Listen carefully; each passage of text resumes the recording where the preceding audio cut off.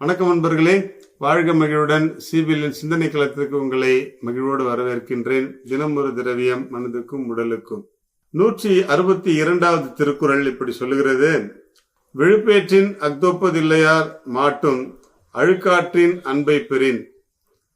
விழுப்பேற்றின் அக்தொப்பதில்லையார் மாட்டும் அழுக்காற்றின் அண்மை பெறின் அப்படின்ற 162வது திருக்குறள் அழகாக சொல்லுகிறது. இதற்கு என்ன அர்த்தம் அப்படின்னு பார்த்தோம்னா, யாரிடத்திலும் பொறாமை கொள்ளாத பண்பை பெறுவதைப் போல ஒருவருக்கு சிறந்த உயர்வு வேறு இல்லை.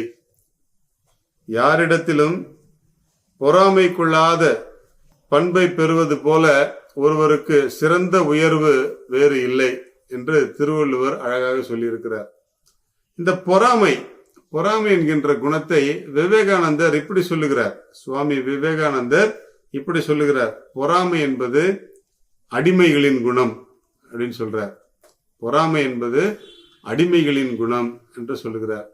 ஏனென்றால் ஒரு அடிமைக்குத்தான் தன்னுடைய வாழ்க்கை ஏன் இப்படி இருக்கிறது என்று பொறாமைப்பட்டு கொண்டே இருப்பதாக அவர் கணிக்கின்றார்.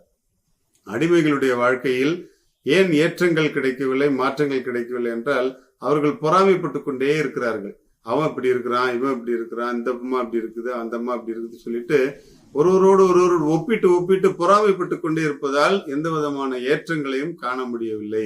ஏற்றங்களை காண முடியாத எல்லாருடைய வாழ்க்கையுமே அடிமைத்தனமான வாழ்க்கை என்றுதான் சுவாமி விவேகானந்தர் கருதுகிறார். அதனால அவர் பொறாமையை அடிமைகளின் குணம் என்று நிர்ணயிக்கின்றார்.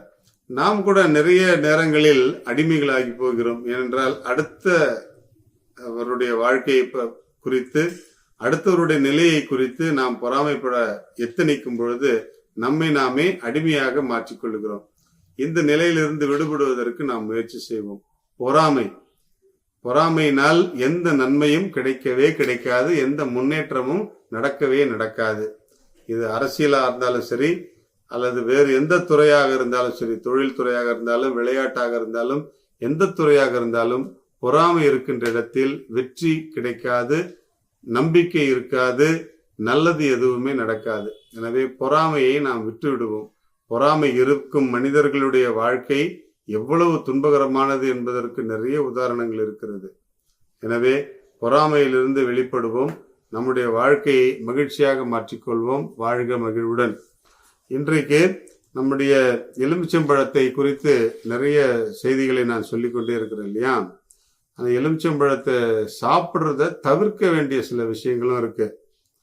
என்ன அப்படின்னு சொன்னா, சிறுநீரக கல் பிரச்சனை இருக்கிறவங்க எலுமிச்சம்பழத்தை எடுத்துக்க கூடாது. சிறுநீரக கல் பிரச்சனை இருக்கிறவங்க எலுமிச்சம்பழத்தை எடுப்பதை தவிர்ப்பது நல்லது. எலுமிச்சை சாறில் இருக்கக்கூடிய ஆக்சலேட்ஸ் அதற்கு கற்களை இன்னும் அதிகமாகக்கூடிய ஆற்றலை தரும். எனவே சிறுநீரக பிரச்சனை இருக்கிறவர்கள் எலுமிச்சம்பழத்தை எடுப்பதை தவிர்த்து கொள்வது நல்லது. வாழ்க மகிழ்வுடன்.